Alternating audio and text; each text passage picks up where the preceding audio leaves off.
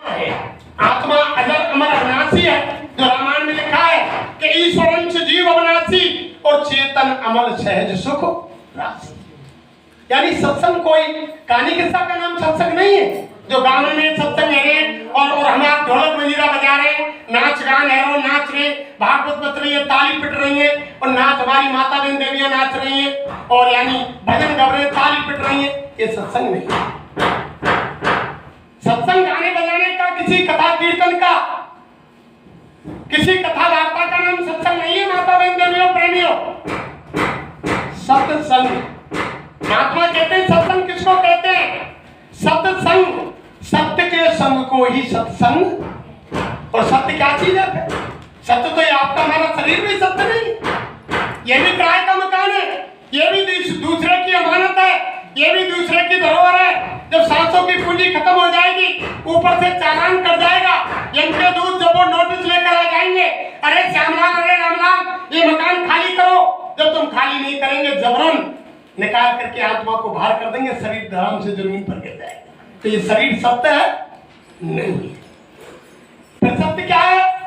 अरे महात्मा कहते हैं, जो दोनों चरमाकों से जो भी दुनिया में दिखाई दे रहा है, सारा का सारा चीज मिथ्या है, नाशवान है, असत्य है।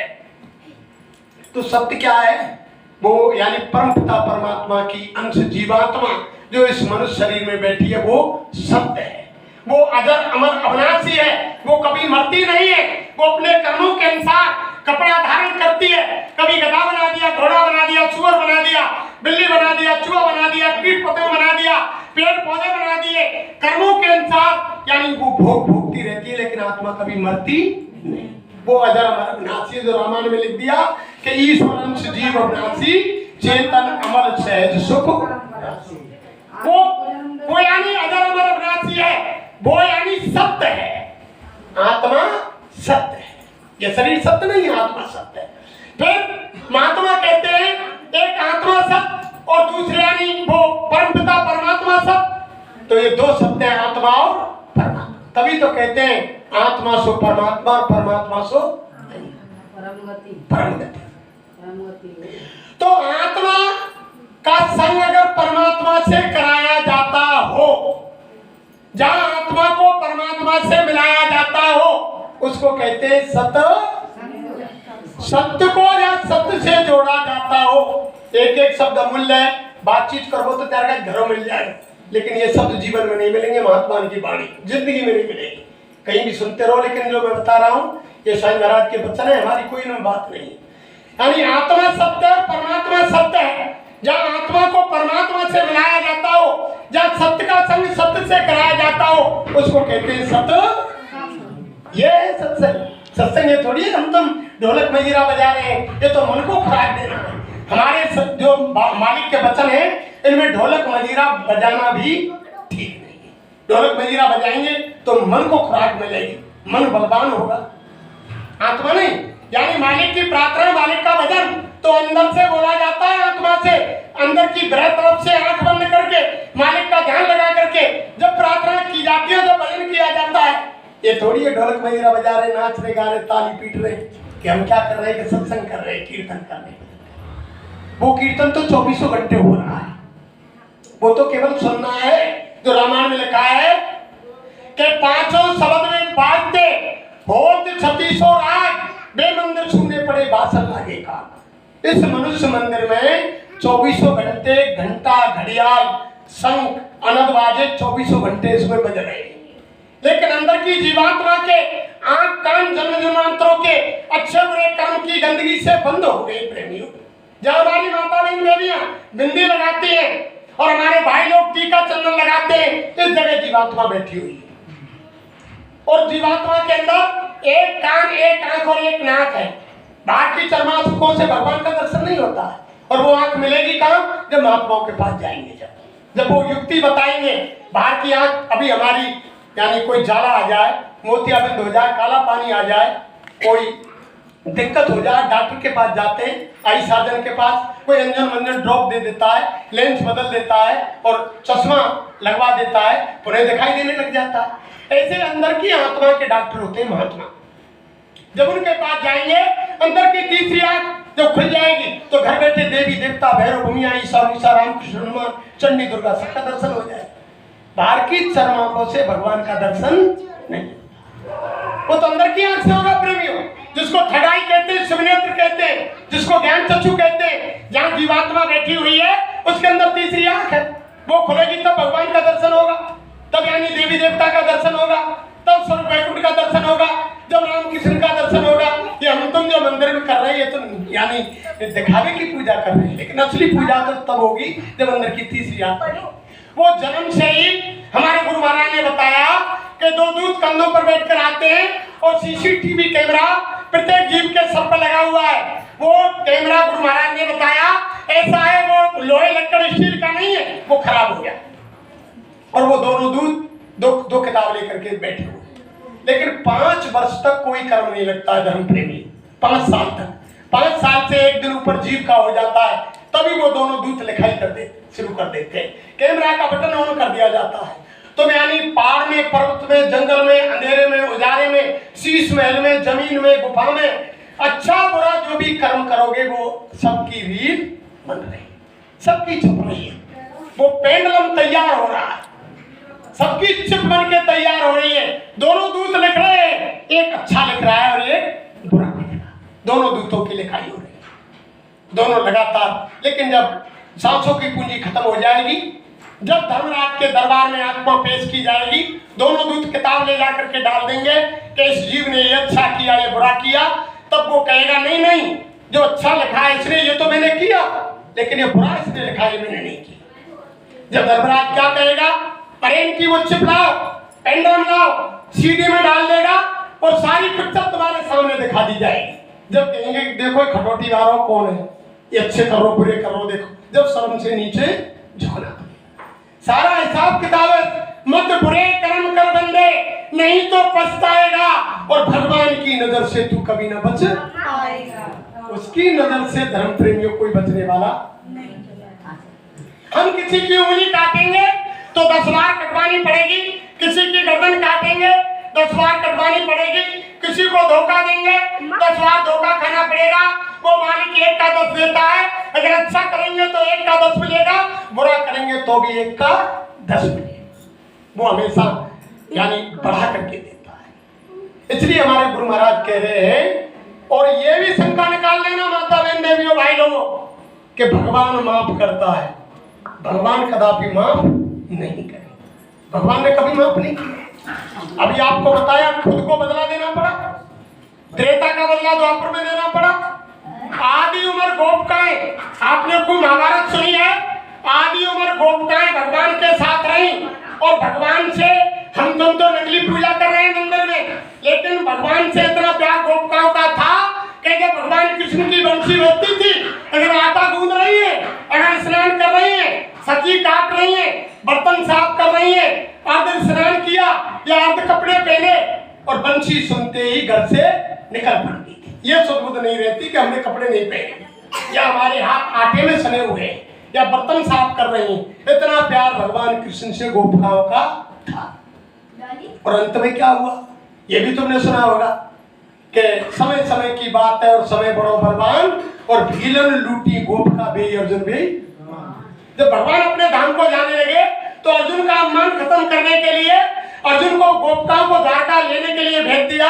तो लेकर के आए, अर्जुन की सारी शक्ति, गांडीव की शक्ति खींच ली, और कोल भीलन ने रास्ता में गोपिका दे थप्पड़ अर्जुन के लूट ली, और अर्जुन खाली हाथ कृष्ण के पास। अरे धर्म प्रेमियों, विचार करो मोटी बुद्धि से कि आदि उम्र तो भगवान के साथ, भगवान के प्यार में, और वो गोपिकाएं रही, और ऐसा कौन, उनसे कौन सा कसूर हो गया, ऐसा कौन सा कसूर हो गया गोपिकाओं से जो आदि उम्र कोल भीलों के साथ बितानी पड़ी। छीन नहीं ना दस्ता उन्होंने, आदि उम्र कोल भीलों के साथ रही गोपिका, और कोल भील खाने पीने वाले, शराब पीने वाले, मांस खाने वाले, जिन्होंने भगवान का दर्शन किया फिर भी वो कोल भीलों के साथ आदि जिंदगी बितानी पड़ी। तो ये भी शंका निकाल लेना, भगवान न्यायकारी है, जज है, न्यायाधीश है, वो कभी माफ नहीं। वो तो रामायण में लिख दिया कि काल रूप में तिनकर भ्राता, शुभ और अशुभ कर्म फल दाता। भगवान राम ने कहा मैं कालों का काल हूँ, जो अच्छा कर्म करता है उसको अच्छा फल देता हूँ और जो बुरा कर्म करता है उसको बुरा फल। जैसा कर्म करता है वैसा फल देता, वो माफ नहीं करता। भगवान माफी नहीं देता प्रेमियों, वो जज है, न्यायाधीश है। अगर आप ये कहें करे बुराई सुख चाहे और कैसे सुख को पाए, और वो वे पेड़ बबूल को आम कहाँ थे। अगर तुमने बबूल को पेड़ लगा दियो, आम कांटे जल रहे और भगवान से कह रहे अरे भगवान आम लगने चाहिए, तो आम कैसे आ जाए? वो तो बबूल का पेड़ है।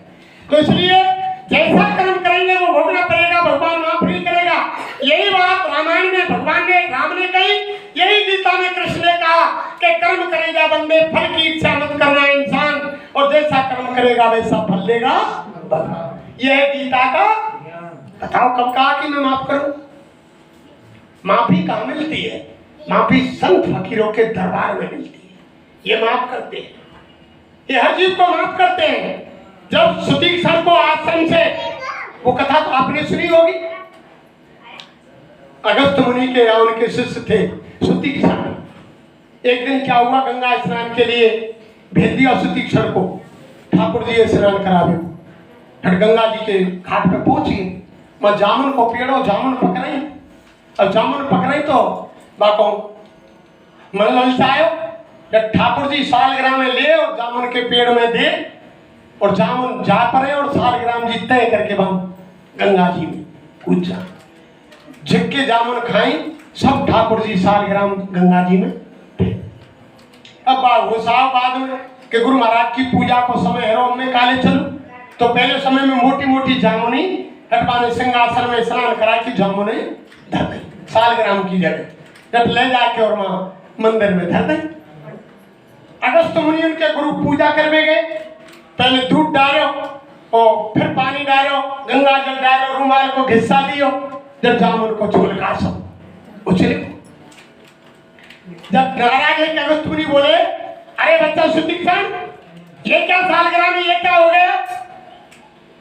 जब सुतीक्षण ने कही कि महाराज मैं क्या करूं, पुन पुन चंदन पुन पुन पानी और सालग्राम जी गर गए तो मैंने क्या जानी। तुम रोज ही ना पेड़ में चंदन लगावे और पानी लगावे और दही और दूध दबावे में कर गए तो मैं क्या करूं? अरे बेवकूफ निकल आश्रम से। जब सालग्राम को ले आए तब मेरे आश्रम पर आना, निकाल दियो डंडा दे के सुतीक्षण। अब संयोग था, उधर से भगवान राम और लक्ष्मण आए सीता की खोज में, तब देखा कि भगवान आ गए। सुतीक्षण अपने गुरु के आश्रम पर ले गए, जाके खड़े कर दिए। गुरु महाराज वहां खड़े हो गए। गुरु ते बोले कि महाराज ले तारे साक्षात सालग्राम आए। जब वहां कहिए सुतीक्षण ने कि गुरु गोविंद दो खड़े और काके लागू पाए और बलिहारी इन गुरु की जो गोविंद दियो लखा। इन गुरु की बलिहारी है, इन्होंने मुझको भगवान का दर्शन कराया। पहले पैर गुरु के लगे, बाद में यानी भगवान के पैर। तो तब ऐसा कि माफी इनके यहाँ मिलती है, माफ ये करते हैं। भगवान माफ नहीं करता है कदापि। भगवान तो जैसा कर्म करेगा उस कर्म में। तभी तो रामायण में लिख दिया कि सन्मुख कोई जीव मम जलई और जन्म कोट अग्ना से तबई। जब मेरे सामने जीव आता है, करोड़ों जन्मों के किए हुए पाप ऐसे जल जाते हैं। कोई गरी घास का ढेर हो, एक चिंगारी आंच की डाल दी जाए या माचिस की तीली लगा दी जाए, एक मुट्ठी राख हो जाती है। ऐसे जीव के कर्म इनके सामने जल जाते हैं। तभी तो रामायण में लिख दिया कि जब नाम हृदय पर होए पाप को नाश और जो चिंगारी आग की पर पुरानी घास। जब महापुरुषों के वचन, उनका मंत्र जब हृदय में पड़ता है, सारे कर्मों का नाश हो जाता है। और जब चीज तभी ठहरती है भाई बहनों, नामदान तभी रुकता है। लेकिन ये तो है ना जो रामायण में लिख दिया कि गुरु अंध बधिर कर चेला, और एक नहीं सुने एक नहीं देखा, और अंधो गुरु और भैरव चेला, और दो नरक में ठेलम। और अगर तुमने कोई झूठ मूठ को गुरु बना लियो हो तो वो तो माफ करेगा नहीं। जानो भगवान देखो ना खुद ने, और चेला भैरव है वो बाकी सुनना रहो, तो दोनों को नरक जाना, कोई बचा नहीं सकता। यानी गुरु ऐसा चाहिए जो रोजाना भगवान के पास आता जाता हो। गुरु का मतलब होता है बिचौलिया। जैसे कोई संसार में शादी ब्याह यानी कोई बिचौलिया कराता है, अगर बिचौलिया ठोस है, दोनों परिवार को अच्छी तरह से जानता है, तो शादी सूरी पूरी उतर जाएगी। और अगर बिचौलिया गड़बड़ है तो शादी में बीच में झगड़ो हो जाएगा, शादी पूरी नहीं होगी। ऐसे ही भगवान और आत्मा के यानी गुरु होते, सतगुरु होते, ये अगर सच्चे हैं तो आत्मा को परमात्मा मिल सकता है, और अगर गड़बड़ है तो यानी दोनों को नरक जाना कोई नहीं बचा। गुरु शिष्य धन हरई सो कर हरई, और सो गुरु घोर नरक में पड़े। पहले महात्माओं की तलाश के लिए धर्म प्रेमियों जंगल जंगल भटकना पड़ता था। पहले इतिहास उठाकर देखो तुम, जगह जगह हमारे बुजुर्ग जाए, महात्माओं की धोती लगोटी धोवे, बर्तन साफ करे, झाड़ू लगावे, लंगर बनावे, फिर भी महात्मा कहते बच्चा तुम तुम्हारे घर जाओ, नामदान के लायक नहीं, नामदान नहीं मिले। और आज तो क्या है, आज तो घर घर आएंगे, कोई भागवत बांध रो भाव के चेला, कोई चून मांग रो भाव के चेला, नहीं गिनती ना। तो आज क्या हो गया कि गली गली घूमत फिरे और गुरु दीक्षा ले, और नरक सुरगते का परी हमें रुपया, धोती लिया, लंगोटी लिया, 1 से 1 रुपया लिया, डांट कम थी, हमारी कोई गारंटी ना है। आज तो तू मेरी चेली या चेला है, पर मुंह पे कोई गारंटी ना है कि तू स्वर्ग में जाए के। ऐसे गुरु, और गुरु का मतलब कोई, हमारे गुरु महाराज ने कहा गुरु कोई दाढ़ी वाल का नाम नहीं है। अरे धर्म प्रेमियों, गुरु किसी इंसान का नाम नहीं है, गुरु कोई पेड़ पौधे का नाम नहीं है, गुरु लाल पीले धोरे कपड़े का नाम गुरु नहीं है। गु का मतलब अंधकार और रू का मतलब यानी प्रकाश, अर्थात अज्ञान से ज्ञान में लाने वाली शक्ति का नाम गुरु है। तभी तो कहा कि उत्तम विद्या लीजिए जदिप नीच पे होए, और परे पावन ठोर पे कंचन तदे ना। मीराबाई के गुरु रैदास थे, जो जाति के चमार झाटक थे। लोगों ने उनको ताना दिया कि तुम तो चित्तौड़ की महारानी हो, यानी राजपूत घराने से हो, और तुमने जाति के जातक को गुरु बना रखा है।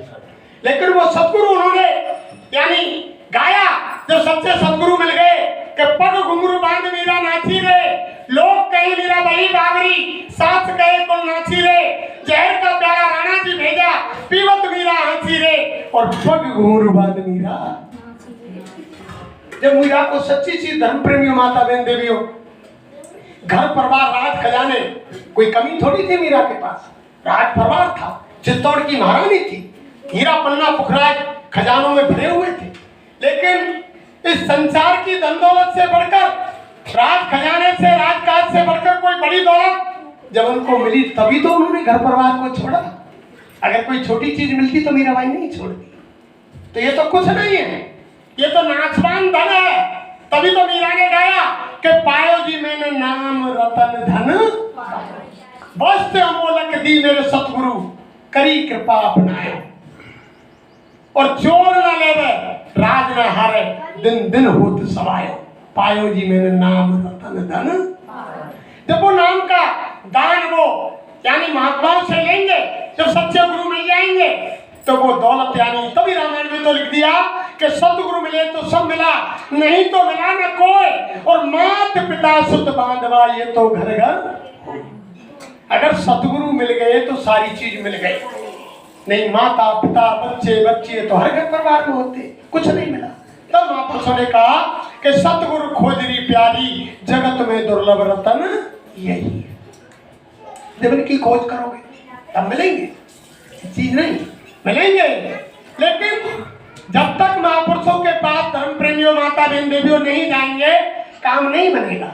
ये संसार तो लेन देन का है, यहाँ जीव चुकाने के लिए आया है। और ये यानी महात्माओं का जो आध्यात्मिक विषय जो सत्संग हो रहा है, ये बुद्धि का विषय नहीं है, ये बुद्धि की चीज नहीं है, बुद्धि से परे की चीज है। जहाँ तक बुद्धि हमारी काम करती है, जब बुद्धि का विषय खत्म हो जाता है, जब यानी संत महात्माओं की आध्यात्मिक शिक्षा पहली दर्जा की यानी पढ़ाई शुरू होती है, ये बुद्धि का विषय है।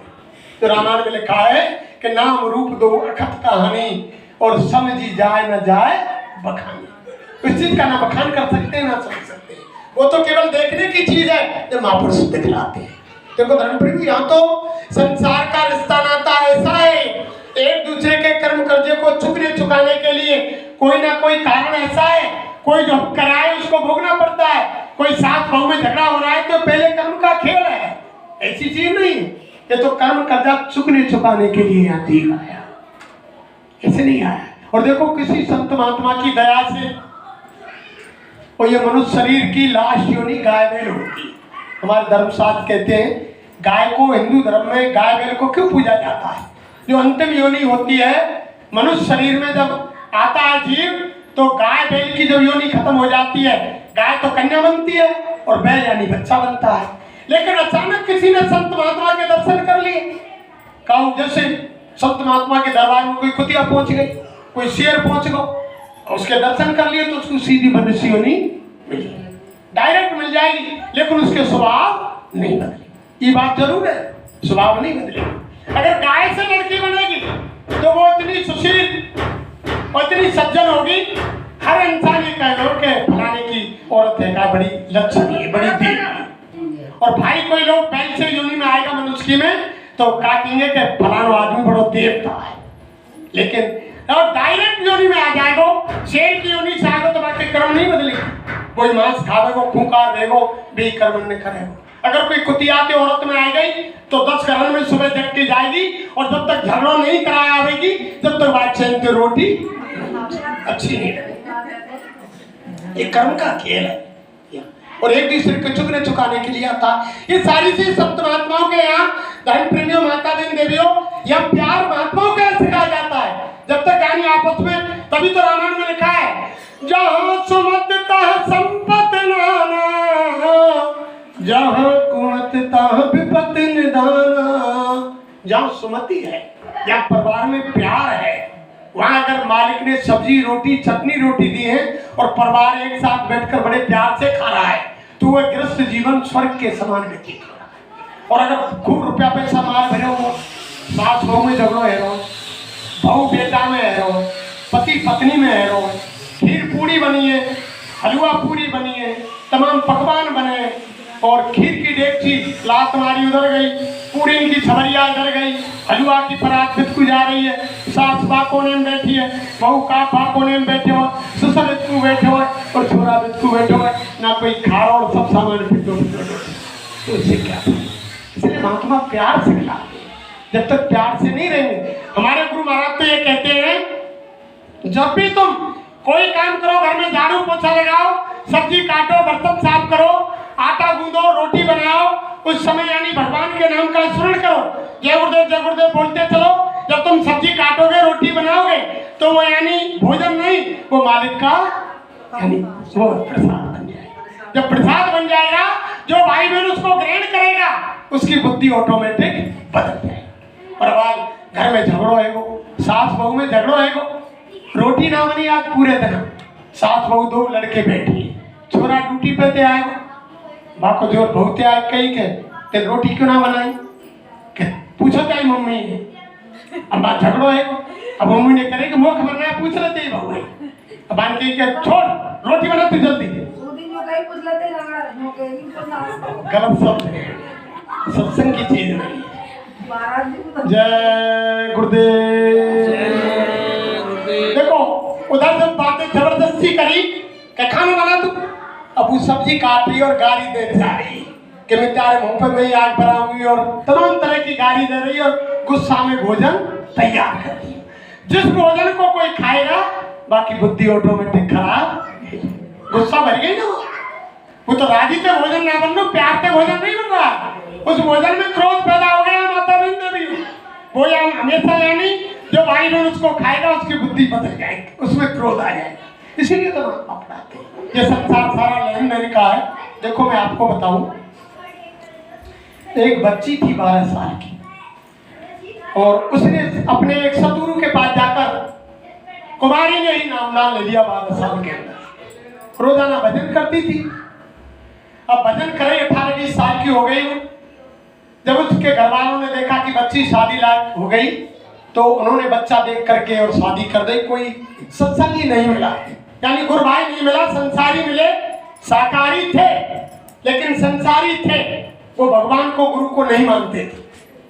अब वो पहुंच गई बेचारी।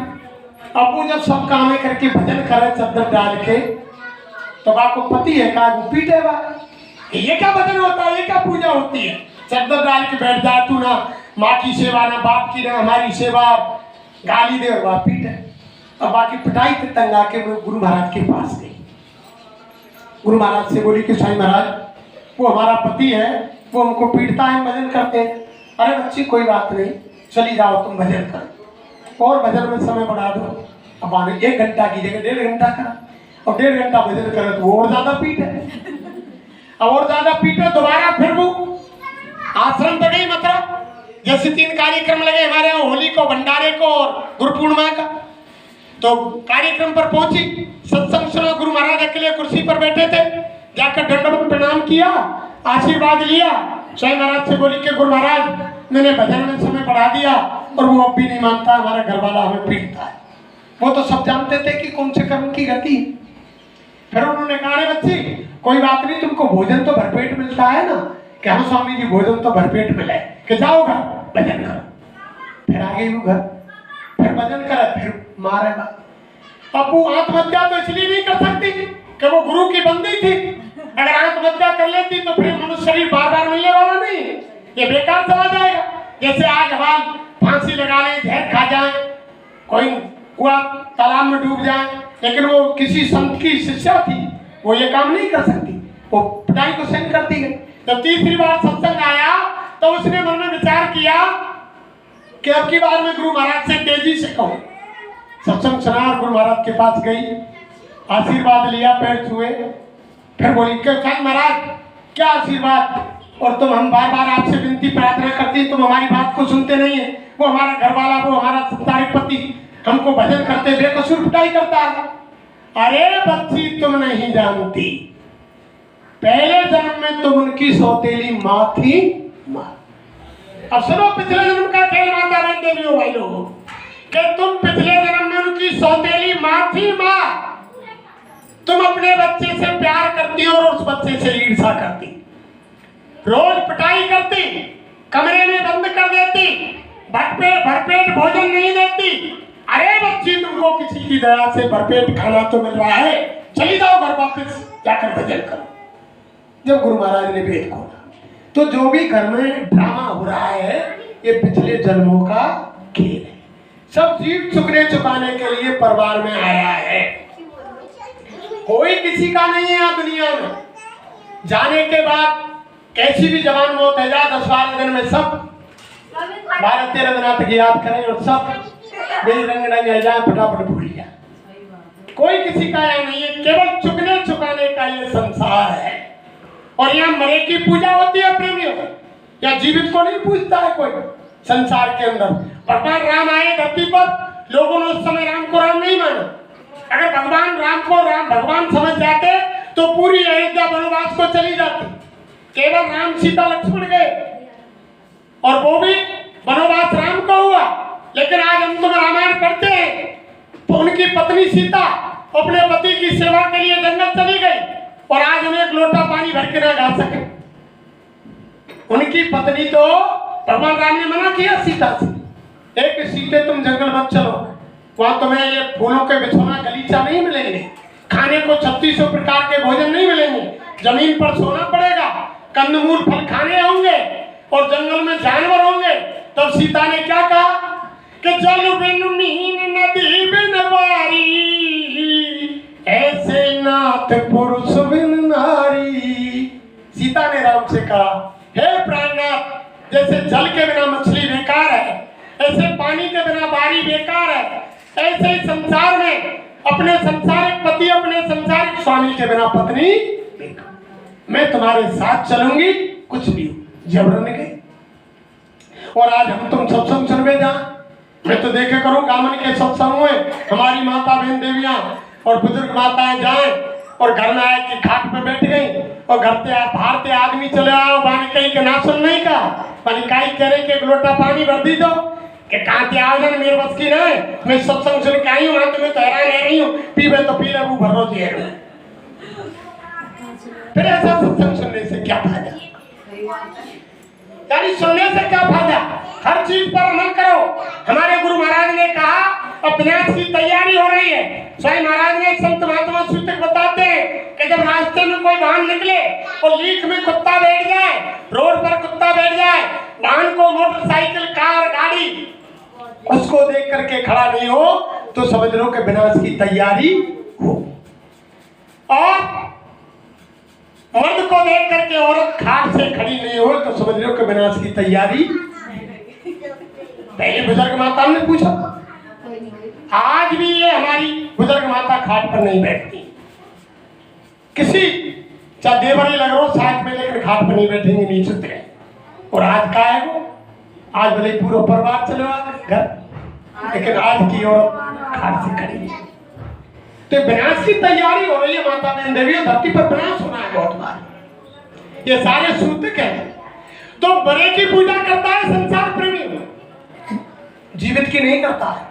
राम को लोगों ने उस समय नहीं माना, भगवान कृष्ण को लोगों ने धरती पर आए, भगवान कृष्ण को कितने आलत से लगाए कि चोर है, बदमाश है, गुंडा है, ग्वारिया है।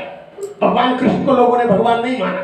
जब धरती से काम करके चले गए, जब लोग मंदिर में ढोलक मजीरा पीट कर हरे राम हरे कृष्ण करते हैं, या मरे की पूजा होती है, या जिंदे की पूजा भी होती है। घर परिवार में देख लो, हमारे गुरु महाराज तो ये थे, हमारा कब गुजर गए जा घर में, अचानक पैरालाइसिस मार जा, बीमार पड़ जा और खाट में टट्टी पेशाब करे, तो घर के सदस्य आपको समय पे ना भोजन देंगे ना पानी देंगे, समय पे नहीं पहुंचाएंगे, दौड़ते ही जगह जगह ये हालत। आज संस्कार खत्म हो गए ना, मानवता इंसानियत धरती से चली गई। अगर संत महात्माओं के पास जाते और बुजुर्गों के पास जाते, बुजुर्गों की कहानी सुनते, तो बच्चों में संस्कार पड़ते, माता बहन देवियों में संस्कार आते। लेकिन संस्कार तो आज खत्म हो गए, बिल्कुल संस्कार है ही नहीं।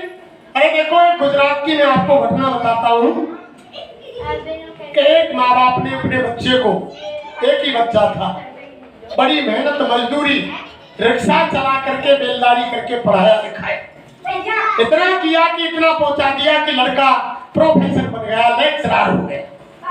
और लेक्चरर बच्ची से उसकी शादी करा दी। बाप थोड़े दिन बाद दुनिया से चले गए, मां रह गई।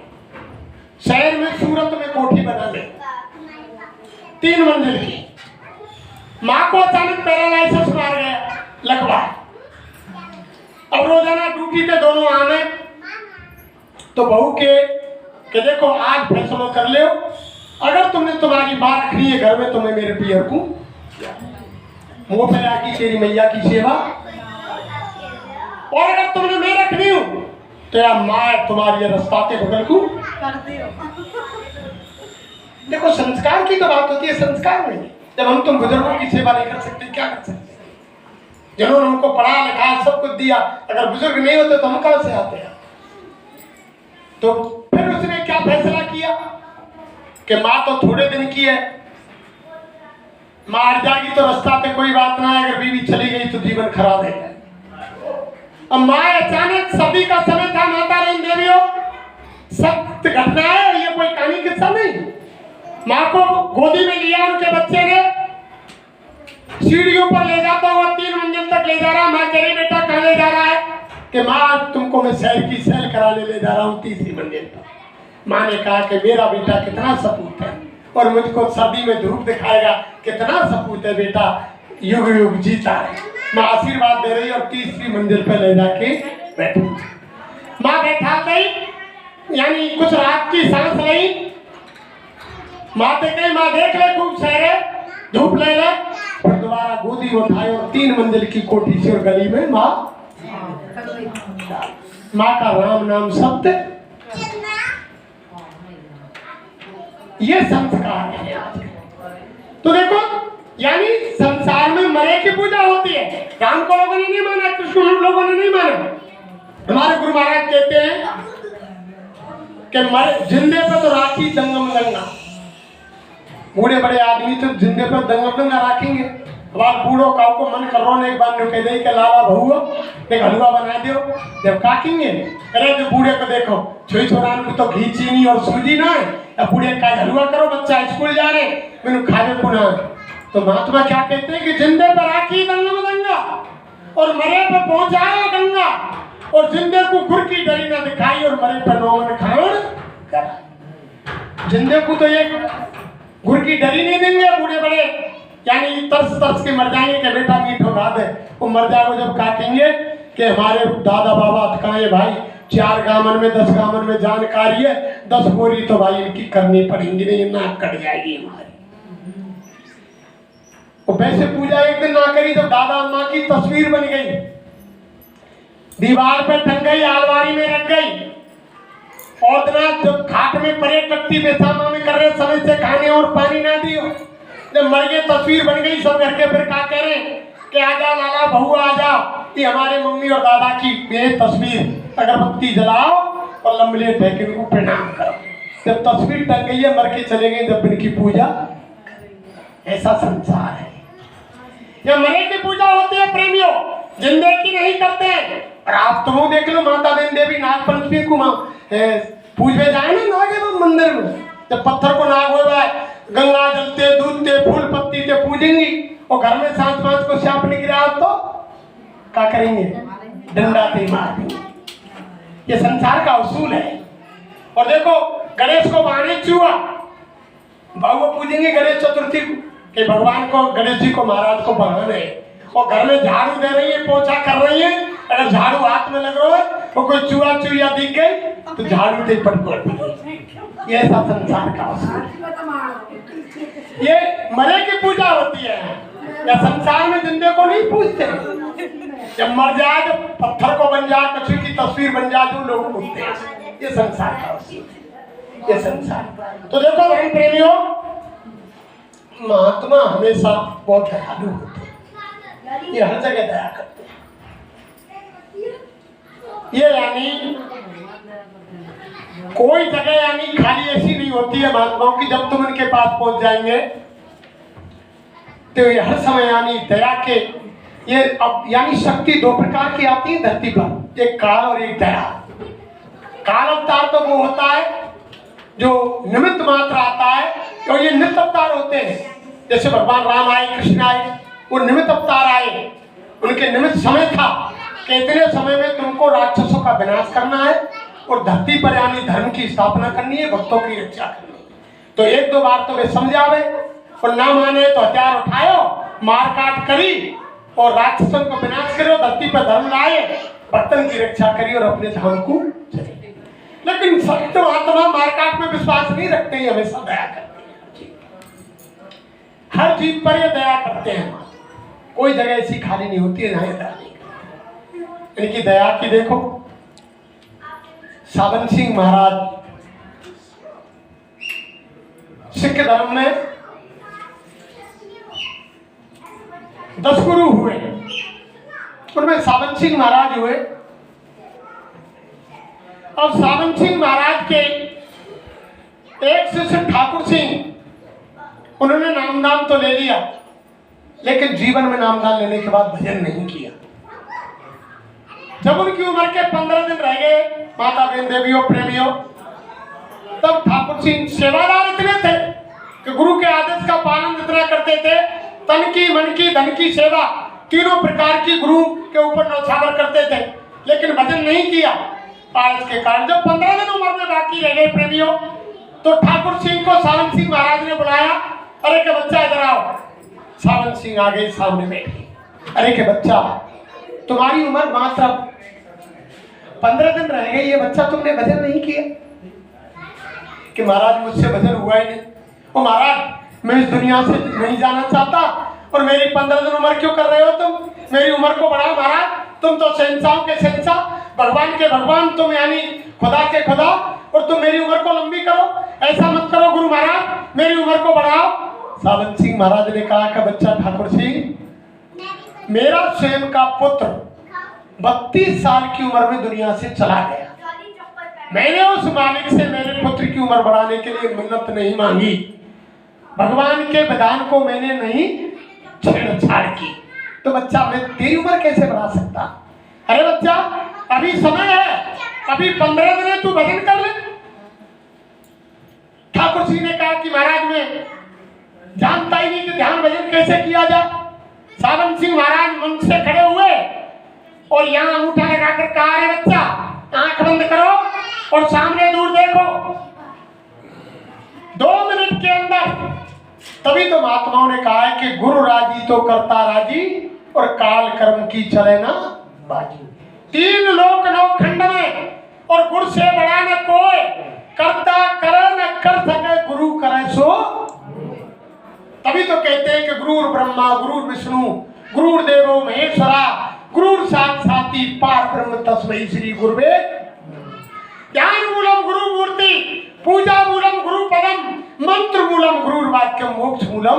गुरु कृपा।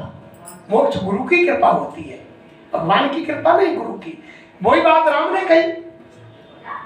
भाई राम ने जब सबरी के लिए उसके आश्रम पर पहुंचे, सबरी को कितना इंतजार किया अपने मतंग ऋषि की वाणी का।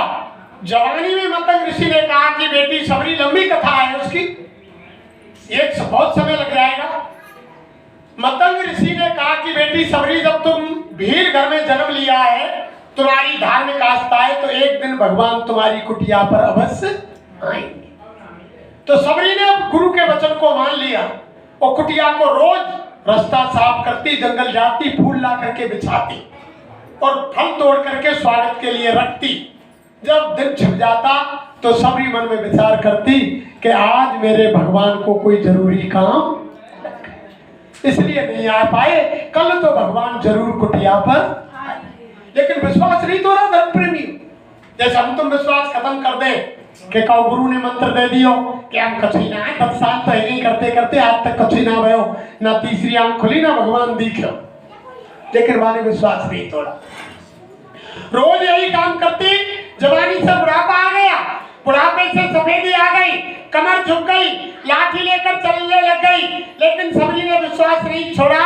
एक दिन भगवान सबरी की कुटिया पर आ गए और जब सबरी ने भगवान को पहचाना, पहचान करके जब पूछा, सबरी ने कहा कि हे भगवान, अब मैं इस दुनिया में नहीं रहना चाहती, तुम्हारा इंतजार करते करते जवानी से बुढ़ापा आ गया, इतनी तकलीफ मैंने इस दुनिया में पाई, अब तुम मुझको तुम्हारे सीधे परम धाम को ले चलो। लेकिन भगवान ने क्या कहा कि भक्त सबरी, मेरे परम धाम को कोई ऐसे नहीं जाता। तो महाराज कैसे जाऊंगी? तो क्या कहा कि सुनो तुम नौ भक्ति। प्रथम भगत संतन कर संगा, दूजी रत मम कथा प्रसंगा। भगवान ने भी यही कहा, भक्त सबरी, संतों का संग करो, संतों के पास जाओ, उनसे रास्ता लो, और जब मेरे परम धाम के लिए। भगवान सीधे किसी को नहीं ले गए धर्म प्रेमी, महात्माओं के बिना। खुद उद्धव 24 घंटे भगवान के साथ रहे। जब अपने परम धाम को भगवान जाने लगे, उद्धव ने कहा कि भगवान, मैंने ऐसे सुना है कि तुम तुम्हारे परम धाम को जा रहे हो। कि हाँ सका उद्धव, मेरा काम हो गया और मैं परम धाम को जा रहा हूँ, कि महाराज मुझे भी साथ ले चलो। भगवान ने कहा कि भैया उद्धव, मेरे परम धाम को मेरे साथ कोई ऐसे नहीं जाता, ना मुझको ले जाने की अथॉरिटी है, पावर है, आदेश नहीं है मुझको। तो महाराज मैं कैसे चलूंगा?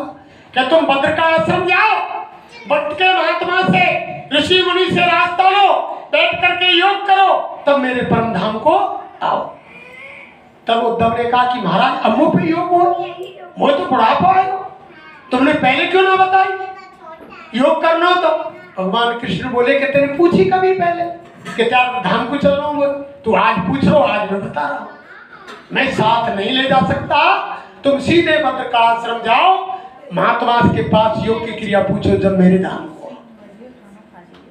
यही मीराबाई ने पहले भगवान कृष्ण की भक्ति की, इतनी भक्ति की कि भगवान के सिवा दूसरे को किसी को नहीं माना। भगवान सामने प्रकट हो गए। मीरा ने कहा कि भगवान, मैंने तुम्हारी भक्ति में इतनी तकलीफ पाई है, संसार वालों ने मुझको इतना परेशान किया है, अब मैं उस दुनिया में नहीं रहना चाहती, तुम दया करके मुझे तुम्हारे धाम को ले चलो। यही बात कृष्ण ने मीरा से कही कि भक्त मीरा, तुम्हें किसी महात्मा के पास जाना पड़ेगा और उससे युक्ति लेनी पड़ेगी, योग भजन करना पड़ेगा, तब मेरे धाम को आना। तब मीरा ने कहा कि भगवान आप ही बताओ भक्त का महात्मा संत कौन है?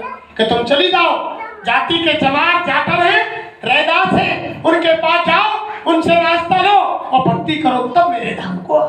तब मीरा ने रैदास को गुरु बनाया, तब उन्होंने योग किया, भजन किया, तब मीरा का कल्याण हुआ। वही बात फिर राम ने कही। जब रावण को मार के घर आए, तब उनकी माँ कौशल्या ने पूछा, अरे बेटा राम, तुम तो यानी छोटे से मेरे जुगल राजकुमार हो, तुमने 20 भुजा 10 शीश वाले इतने विशाल शरीर वाले रावण को कैसे मार दिया? तब राम ने क्या कहा? गुरु वशिष्ठ कुल पूजे हमारे, दिन की कृपा धनुज सब मारे।